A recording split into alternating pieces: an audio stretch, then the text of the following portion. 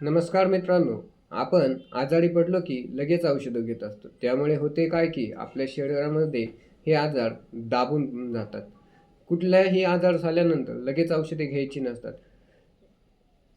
कारण आपल्या शरीरामध्ये एक नॅचरल हीलिंग पॉवर असते. त्यामुळे आपले शरीर स्वतःच क्लिअर होत असते. त्यासाठी आपण थोडासा वेळ द्यायला हवा.